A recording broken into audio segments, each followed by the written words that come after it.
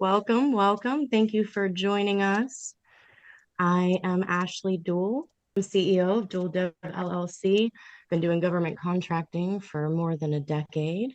I'm Natasha Velez with NBS Strategic Solutions, and I have been doing government contracting for over 10 years now. Was a CFO for many years, was a business developer for many years, HR, you name it, I've done it. So I'm really excited to be here.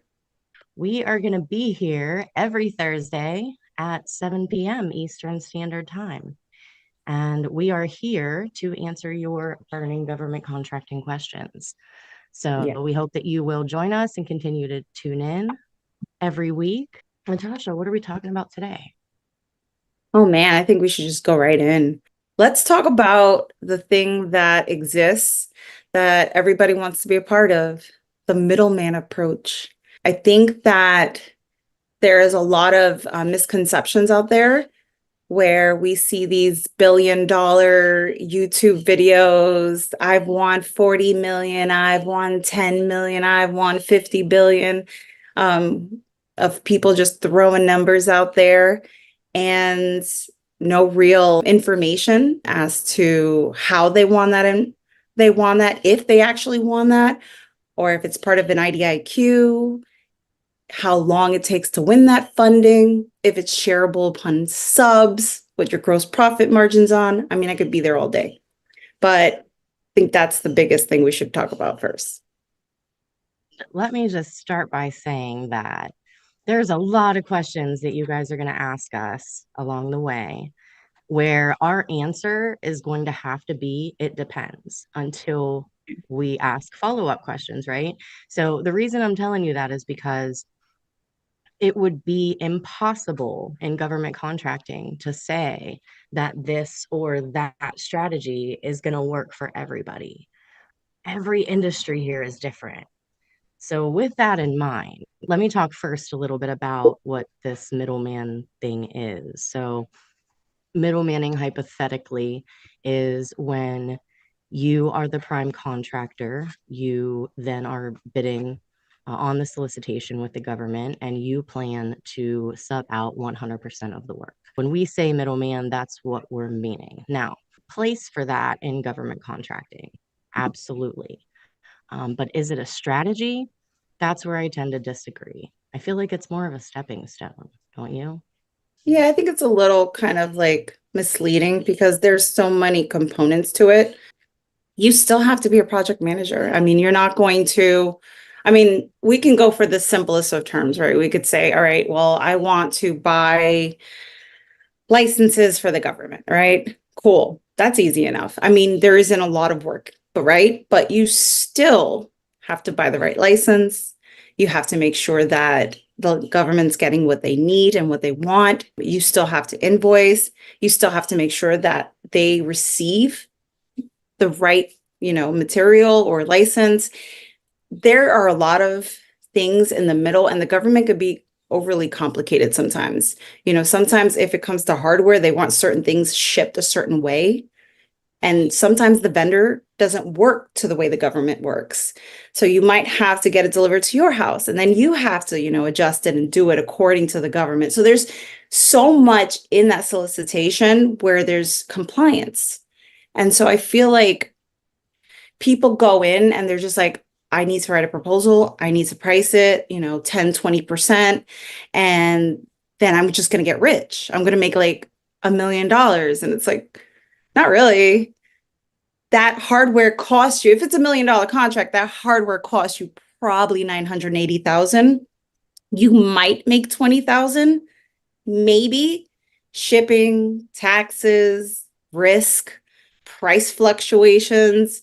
And then it might take you a year to get that fund, that payment. So I'm not saying it's the worst thing, but it's just not realistic to assume that you're going to be a millionaire off of that approach, I would say. You might I make a have couple of fees. seen a lot of success from contractors, taking this approach when they first start out. Mhm. But 95% of the time that I have seen that success rate, it comes from that business owner, even being a new entrepreneur, having some level of experience in that industry. I would You know, one agree. of our community members, I won't name drop because I know he's very shy, but one of our community members recently won his very first contract, a 5-year IDIQ. That's awesome. So there's one base for option. He priced it out, he submitted, he responded, but he has experience and 25 years experience in the industry for which he was bidding in. So he was able to kind of utilize that professional experience, to be able to quickly understand what the government was looking for. He understood the specs Yeah, that the contract was calling for. He understood, how this product makes its way through the supply chain. He knew the supplier already. And good. that's one very prevalent challenge I've been seeing out there. Yeah. My strategy has always been follow the data and get in there before the solicitation ever hits the street, right? You follow the money.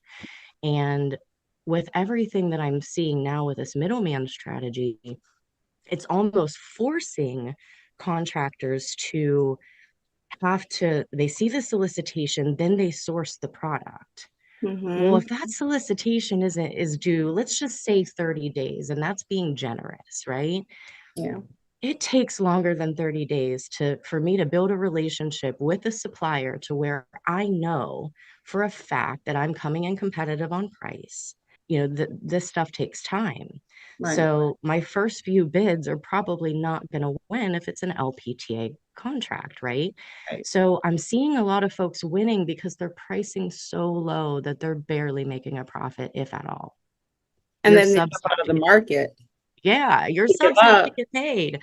I Yeah. mean, I hate to sound cliche, but pretty sure we've all seen the movie War Dogs by now. And if you haven't, go watch it. That's what happens when you don't pay your subs, right? Yeah. So, there are some that are glamorizing this as a strategy. And when you look at where the middleman approach is viable, we're talking like simplified acquisitions, Mm-hmm. under 250,000. Yeah, And I got micro. to tell you, my clients, and this might be true also for your clients, please, feel free to confirm or deny. They're not in it for simplified acquisitions. They're Yeah. going after the big multi-million dollar long-term contracts, Millions of building dollars. strategic teams and, finding the avenues Yep. to work with the other companies that complement their services well so that they can expand. Right. None of them to date have asked me, hey, can you source this product, right? Right. So I'm very strategy focused. Is that the same for you? Yeah, I would agree. So when people come to me, I gotta say the first thing they initially come to me is like, I need a proposal writer, right? And I'm like, Yep. no, you don't. No, you don't. No, you don't. You don't know what you need. You need capture management. You need business development. I could run those hours. I could run that meter and do some Run the blind. clock up. Yep. Yeah, and you'll never win. You might hit, and I'm talking about luck. You might Well, hit here and there, but it's not a strategy for longevity, right? We talk about that P win rate. So we're talking like if you got 20 proposals, how many of those 20 proposals are you winning? And don't be fooled. I mean, proposal writing is expensive and it's not always the easiest. Now, if you're talking about a $10,000 gig, then it's pretty easy. But if you're talking about millions of dollars, which is what most people are after, with no past performance and no relationship, probably not going to get it. I really do try to push people. They watch the YouTubes and they're like, I want to be a millionaire. And I'm like, that's amazing. We all do.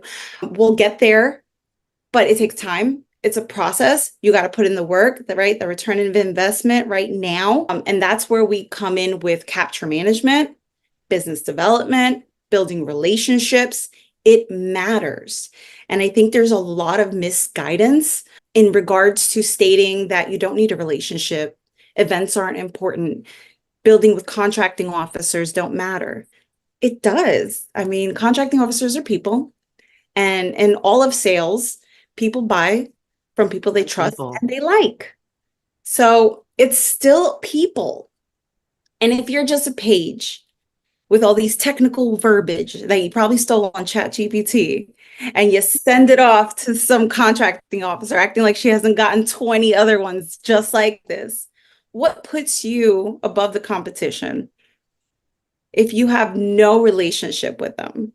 So I teach in my company to reach out prior, just like you do, before the solicitation. Do your sources soughts, do your RFIs, email, call, make sure you're at the events that they're at. Um, Look at the forecasts. Granted, it's not tomorrow, but you're not going to be a millionaire tomorrow. It's not how that works. And honestly, anything that's worth having is never easy. So, It's more than never everybody. easy, that's true. And you know, there are some products, and there is a small market for the hard to source stuff, right? But typically, the government, in my experience and in my client's experience, the Yeah. government likes you first, and then they ask you to source that hard to find product, right? Yep. It's very rarely the other way around. Unison is a great place to start out, you know, for those of you that are in your full-time job, but don't forget about the relationships, right? If I do the homework and I know that the Army, the Navy, and FEMA buy what I sell, I'm going to be working those angles well before I ever see a solicitation. Right. So my pipeline is now 1, 2 years out. I'm not looking at just the next 30 days because let's take soup six, right? We're on number six now, Yeah. right? Sorry, that thing hasn't been competed in like 10 years. So No. no, it was a 5 year base with 5 year option. Government Mhm. exercised their option. This is the one of the most favored long-term IT contracts on the market. It's hot Mhm. because it's a simplified method of purchase.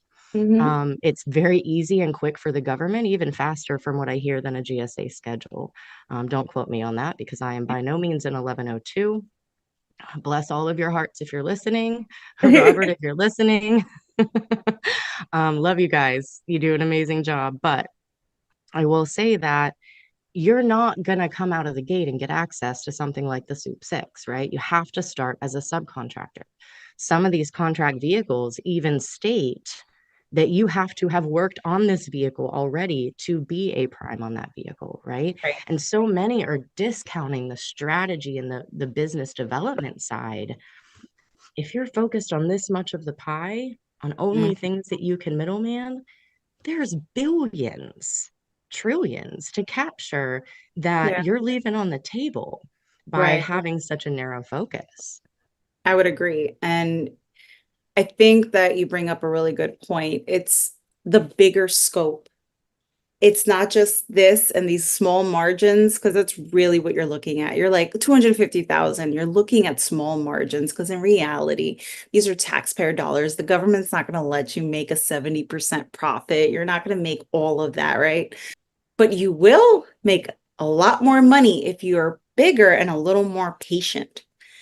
And you're right. It takes, I've seen people put in 2, 3 years, but then they get 40 billion.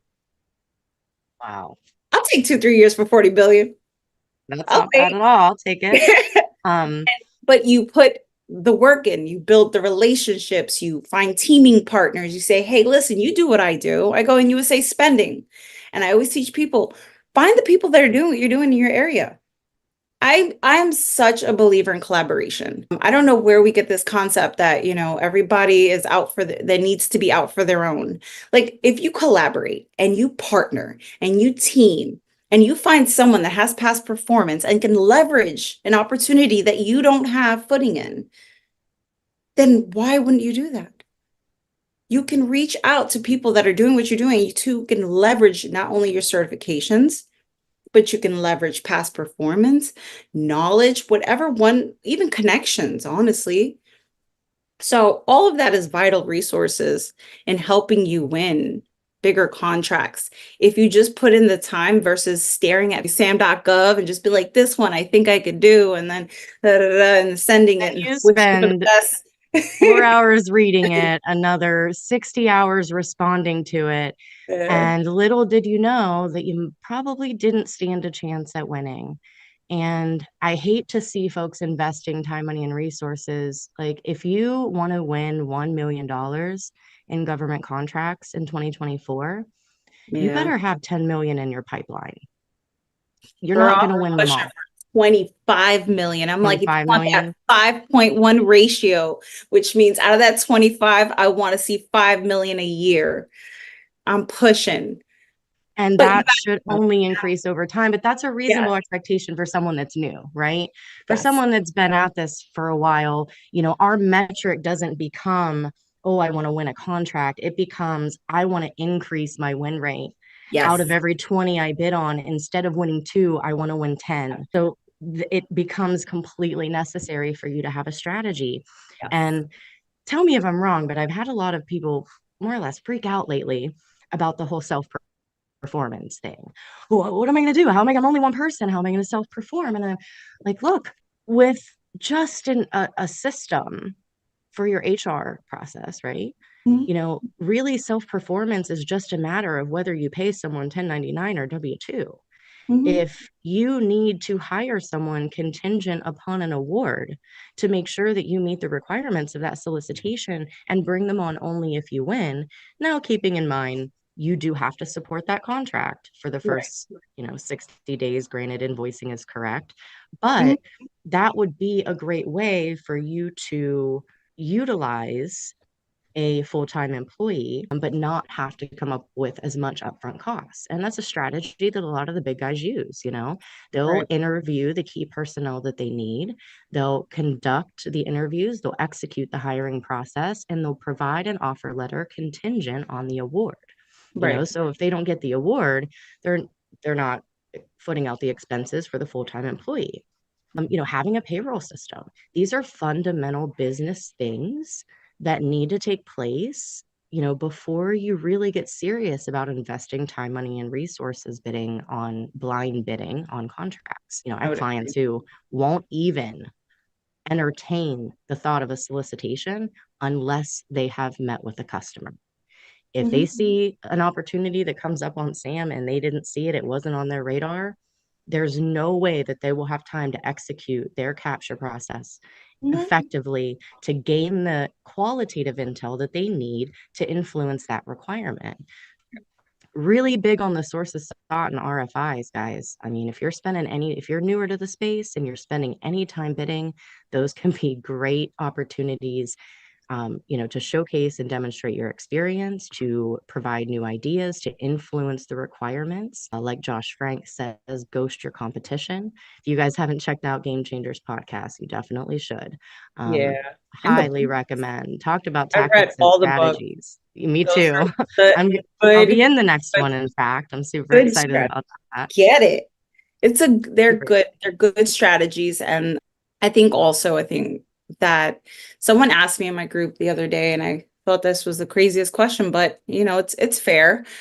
Do events even matter? Do they matter? And I was Oh like, my. absolutely, girl. Oh my. Um, absolutely. Not only Yes. are you meeting your potential clients, you're also meeting potential teaming partners, primes. I mean, you don't know who you're going to meet, and you literally leave that off the table if you don't even attend. You can't get a lot of business development done or sales done hiding behind your laptop, even though we all like to do it so much. I'm not one. Yeah, no comment. Here we are. But Yeah, here we are behind our like, laptops. I know. I make it a point to try to go to at least two events a month. And honestly, I haven't gone to an event and said to myself, well, it was a waste of time. I've literally met with people, and if nothing comes out of it that moment, a month or two later, I'll get a call. I'm like, hey, I met you at this event. And I'm like, I don't remember who you are. And then automatically it's like, we're talking business. And before you know it, it leads to money. But good sales is an investment, and it's not quick and easy. So events are You have super to have a process. Have to have important. a process, right? That is one thing that I do in coaching a lot of the time. When you're starting to get some traction and you're like, Mhm, okay, we have some profit, let's plan what events we're going to attend. A lot of my clients will pull me in on that and they'll say, okay, what do we need to do? How do we need to best prepare? And we'll mhm. literally spend hours just on the prep. Yep. We want to know who's going to be in the room, what out of our targeted agencies and primes, what titles are going to be there, who is going to be exhibiting, Right. what sessions are going to be presenting because a lot of them will have educational sessions. Like I went to 8A this last year. It was in New Orleans. It was fantastic. I mean, and this was my first conference post-COVID. So, just being with that many people, I mean, there were 1,800 businesses that were there, multiple agencies. There was one Apex Accelerator that showed up, and it was amazing. We sat at the dinner table and I watched conversations and teaming agreements kind of forming in front of my eyes. And the one thing I tell my clients, aside from the prep, what's even as important is your follow-up game. I don't care Yes. how tired you are when you get back to that hotel. You pull out those business cards and you send an email to each and every person that you had a conversation with. One Yep. thing I do is I'll take the business card because my memory isn't all that great, right? If I have my Monday CRM on my mobile, I'll just punch it in, but I'll write myself a little note on the business card, like, what we talked about and what our next Right. steps are, so that when I'm drained and my brain is fried and I get back to the hotel Mhm. room at night, I can reference that conversation, stay memorable, and stay top of mind. Yep. You can't always tell on paper, guys, like what businesses, what gaps they might have. If I'm a business and I've got a government contract, do you think I'm going to admit publicly that there's a gap? No, that's going to come through a conversation that I have with you. Yeah. To where you're going to learn now, hey, you're really good at this. I have a gap in this. How can we work together? And those organic conversations is literally the most effective way to develop these relationships. So if you don't show up, you're not putting your hat in the ring. I would agree. And I gotta say that I think you bring up a really good point. So when it comes to, for instance, the Monday.com, right? I really push for people to have some sort of organization. And I'm not talking about just your hi hellos and your contacts, because we put people in our contacts and we forget about them, right? It's like pictures. We used to look at them, now we just forget them in our role and we like, oh, that's still there. So as you have to have some sort of like organization, right? All these people, you never know. They may not play a need right now. They may not have a capability that you're in need of at this moment, but they could later on. You could see a solicitation a year from now and be like, oh, who do I know that does that? Create some sort of a CRM system. Monday.coms are really good. Some people use HubSpot, some people use Airtable. There's like a ton of them. I think it's ClickUp. There's another one. Whatever Um, you use, make sure whatever you you just use. use it. Yeah. Yeah, like have your contacts. Who are they? What state are they in? What are their core capabilities? What are their NICS codes? Do a little research on them. Go on USA Spending. What If are have they won? socioeconomics? Yeah. Have they won anything? Have they won anything lately that you can help them with? It all really is about the research. It really is. Comes the time, I gotta say, if I were to split Hmm. time for my most successful clients, 80% of their time is spent on the relationships and the capture. Yeah, 20% is spent on the solicitation. I I'm agree. not talking about middleman contracts. I'm Yeah, I'm think bigger yeah, than, simplified acquisitions. I agree. There are different rules, different thresholds have different rules. So if you want to play in the larger thresholds, you are going to be subject to additional rules, but it's not necessarily hard. You just need Mhm. to be aware of them. You need to implement the proper processes, Yeah. um, and quality control and make sure that that's documented. It's not impossible. No, It just and takes a little time. I think some of the things also, one of the things I think we didn't mention though also is subcontracting plan. Um, Yes. sometimes a contracting officer will put an amendment in the contract that states that if you're awarded this, a certain percentage has to be done of the work has to be done by the prime because they're getting used to this and they want you to do a good percentage of the work. So they'll be like, you can only share 49% of the work and you have to do 51% of the work, especially if it's like set aside based. Unless you are, for instance, like if you're an 8A and they want 51% work done by an 8A company, you can't, unless you're partnering with another 8A, which is, I mean, there goes your teaming again. You essentially would have to take on 51% of the work. And then I have people tell me, how am I supposed to do that if I don't really intend to do the work? And I'm like, good point. That is a really good point. You You're can't. pigeonholing yourself Yes. if you're not setting yourself up in that manner. And it may not be a today thing. Yeah, yeah. You know, I understand the need to get one contract, make a little profit before you can reinvest in systems and whatnot. But it's realistic to think that, all you have to do is form an LLC, have a SAM, and get a contract. Like, what happens if during performance your back office and your internal infrastructure is not set up appropriately? How will you perform? If it's products and you're not familiar with mil spec standards, Hmm. what happens when you foot the bill for those products? They get delivered and the government turns it away. And then you're like, oh no, that was Yeah, $20,000. I remortgaged my house. So I've heard that before. I've heard this yeah, before, and it yeah. makes it necessary to just kind of set the record straight on the risks associated here, I think. I would agree. And I think that comes in with pricing, Yeah, knowledge of compliance, knowing your, federal acquisition regulations. I know it seems like a lot, but educating yourself or finding a mentor that can help you, is really key because, the things that they don't talk about is like the compliance, the auditing, everything that comes with working with the government essentially.